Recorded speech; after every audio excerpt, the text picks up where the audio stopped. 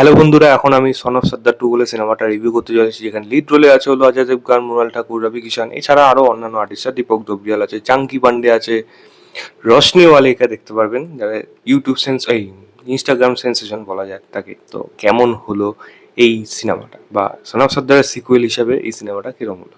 ছোট্ট করে গল্পটা বললে হয়, অজয় দেবগন যে বিদেশে অ্যাব্রোড শিফট হতে যাচ্ছে তার ওয়াইফের কাছে, তার ওয়াইফ তাকে নিয়ে যাচ্ছে সেখানে, কিন্তু সেখানে গিয়ে সে ডিভোর্স নোটিশ দিয়েছে, চিট করছে বেসিক্যালি। নিরু বাজওয়া ক্যারেক্টারটা প্লে করছে। সে সেখানে এখন কার বাড়ি থাকবে, পরিচিত একজনের বাড়িতে থাকছে। তার সঙ্গে দেখা হচ্ছে কিছু মহিলা এবং একটা বিশেষ করে একটা ফ্যামিলি টাইপের কাইন্ড অফ আছে তারা, কিন্তু তার সে জানে না যে তারা পাকিস্তানি। তাদের সাথে সে থাকছে এবং তাদেরকে কিছু হেল্প করছে, সেই সুযোগে সে তার নিজের এখানে থাকবে এবং সে নিজে কিভাবে পরে সার্ভাইভ করবে, তার যেটা দেশের বাড়িতে মা রয়েছে তাকে কি করে বলবে তার সে বউ এরকমভাবে চিট করেছে, এটা নিয়ে প্ল্যানিং করছে। এবং তার মাঝখানে এই ফ্যামিলিটাকে সাহায্য করছে, একটা মেয়ে আছে তার সাথে একটা পাঞ্জাবি ফ্যামিলির বিয়ে হবে, কিন্তু সেই ফ্যামিলি লিড যে রয়েছে সে মানে বাবা, সে হলো রবি কিষান, যে পাকিস্তানিরা পছন্দ করে না। তো কীভাবে তাদেরকে সাহায্য করবে এবং এর মাঝখানে সে কী কী আরও গন্ডগোল পাকায়, এবং এই দুটো এই ফ্যামিলির বন্ডিংয়ে মানে অজয় দেবগনের ক্যারেক্টারটা কীভাবে সাহায্য করে, এই নিয়েই গল্প রয়েছে। এর থেকে বেশি জানতে হলে আপনি যান, সিনেমা হলে যান, ফাঁকা হল আছে, আরামসে গিয়ে দেখুন যদি ভালো লাগে। তো মেন কথা হলো এটা কিরকম হবে সেটা অলরেডি আমরা আগের থেকেই বুঝতে পেরেছি। সন অফ সর্দার আমার এখনো বলবো না আমার খুব ভালো লাগে সিনেমাটা, মোটামুটি লাগে, ঠিক আছে, পার্টস অ্যান্ড পিসেসে ঠিক আছে, সেগুলো জমে যায়। এই সিনেমাটা তার দিয়ে রদ্দির জঘন্য। আমি এমনি এমনি কিন্তু থাম্বনেলে ওটা লিখিনি। আপনার প্রত্যেকটা পার্টে আপনার কিন্তু এই সিনেমাটাকে দেখে খিস্তি দিতে মনে করবে, এবং শুধু কিন্তু একটা বা দুটো খিস্তি না, খিস্তি আপনি যত আজ অব্দি শুনে এসেছেন প্রত্যেকটি খিস্তি যেন কোনো না কোনো ক্যারেক্টারের জন্য যেন উপযুক্ত হয়ে রয়েছে, ইচ অ্যান্ড এভরি ওয়ান। সিনেমার মধ্যে যদি সত্যি কিছু ভালো থেকে থাকে, মন্দের মধ্যে দিয়ে ভালো, আমি সেটা বলছি। আমি বারবার এই জিনিসটা বলি, একটা হয় ভালো লাগে, আরেকটা হলো সব খারাপ তার মধ্যে থেকে কম খারাপ।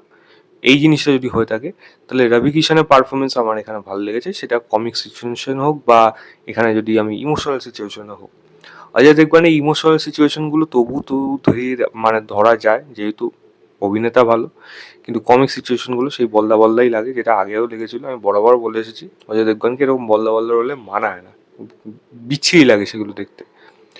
এবং কিছু সিকোয়েন্স আছে যেটা ট্রেলারের মধ্যে ছিল, দেখে আমার হাসি পেয়েছিল সেই জায়গাটা, সেটা হলো বর্ডারের সিকোয়েন্সটা। বর্ডারের সিনগুলোকে যেরকমভাবে ন্যারেট করে নিজের গল্পের মধ্যে, তো সেটা কিন্তু যেরকমভাবে এখানে আসে, সেখানে ওই বিন্দুদারা সিং সঙ্গে লেট মুকুলদেব, তারা যেরকমভাবে ওই সিনটাকে যেরকমভাবে মানে বানানো হয়েছে, সেটা সেটা কিন্তু মজাদার আছে ওইটুকু। আদারওয়াইজ কিন্তু মজার মুহূর্ত বলতে এই সিনেমার মধ্যে কিছুই নেই। আর সঞ্জয় মিশ্রার কিছু জায়গা রয়েছে, যেটা এই যে ওপরে গোল তো নিচে হোল, এইসব যে উল্টো পাল্টা মানে যা ইচ্ছা তাই করেছে, ওটা শুনলে একটু হাসি পায়।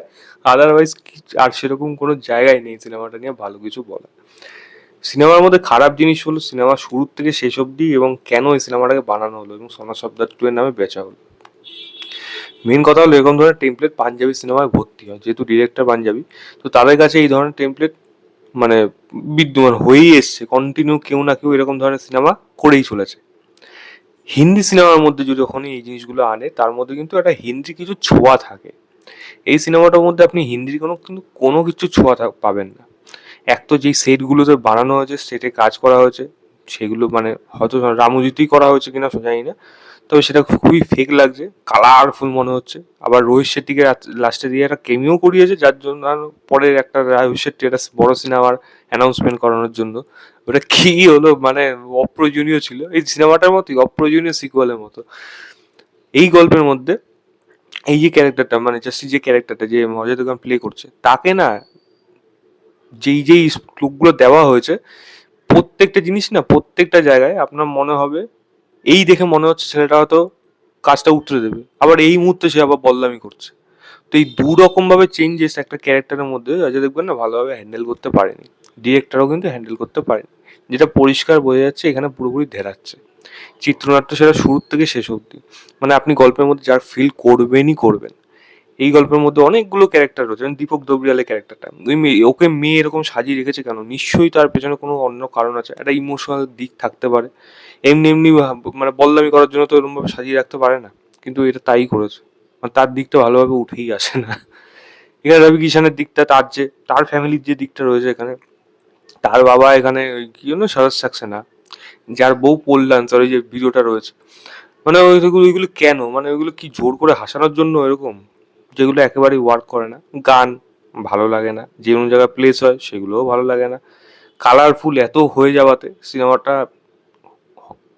বলিউডের সিনেমা মনে হচ্ছে না, পাঞ্জাবি সিনেমাই মনে হচ্ছে। এবং ট্রুপস অ্যান্ড স্পিসেসে কিছু কিছু জায়গায় মনে হচ্ছে না এখানে হয়তো একটা বলিউডিস ফ্লেভার দিতে চাচ্ছে, কিন্তু সেই জায়গায় ফেল করছে। এবং এই যে প্রত্যেকটা ক্যারেক্টার, এই যে পাকিস্তানিদের পছন্দ করে না, বা এই ছেলেটি এই মেয়েটি, যারা যাদের নিয়ে আপনি ভাববেন যে এদের মধ্যে বন্ডিং হচ্ছে না, তো আমার একটু খারাপ লাগার কথা, লাগবেই না। মন না শুধু এরকম মনে হবে, যা ইচ্ছা কর, এই জিনিসটা মনে হবে। তো এরকম ধরনের কেন বানানো হয়েছে, ক্যারেক্টারগুলোকে কেন এরকম বাজেভাবে লেখা হয়েছে, এবং গল্পটাই বা কেন এরকম ভাবে টেনে টেনে টেনে টেনে বড় করে নেওয়া হয়েছে, আপনার মনের মধ্যে অনেক প্রশ্ন আসতে পারবে, যেগুলো আপনি কিন্তু উত্তর পাবেন না। আমিও যেরকম পাইনি, প্রচুর জায়গা রয়েছে এরকম। আমি যদিও বলি আমি সনদ সর্দার আমার খুব একটা ভালো লাগেনি, এই সিনেমার থেকে ঢের ভালো সিনেমা ছিল অন্তত সনদ সর্দার। কিন্তু এই সিনেমার মধ্যে সেই জিনিসগুলো আমি কোথাও কোথাও খুঁজে দূরান্তে খুঁজে পাচ্ছি না। ক্লাইম্যাক্সে যা যা হচ্ছে, তার জন্য যেই প্লট বিল্ড আপের প্রয়োজন, কোনো কিচ্ছু দেয়নি বলে ওখানে কোন যে ইমোশনাল অ্যাঙ্গেলটা যে ক্রিয়েট করবে, পারফরমেন্স দেওয়ার মানে চেষ্টা হওয়ার করা সত্ত্বেও সেই জায়গাগুলো হয়ে উঠছে না, যার জন্য সিনেমাটা কোনো দিক দিয়ে ওয়ার্ক করছে না। এরকম অনেক ভুলভ্রান্তি রয়েছে গাছটার মধ্যে, ছোটখাটো ভুল যা ইচ্ছে তাই হয়ে গেছে, আর ওইগুলো নিয়ে বলছি না, ভিডিও অনেক বড় হয়ে গেছে। দেখার ইচ্ছে হলে দেখুন। আমার কাছে সিনেমাটা একটা খারাপ সিনেমা হিসেবেই থেকে যাবে, আমি ম্যাক্সিমাম এটাকে হাফ স্টার দেবো আউট অফ 5।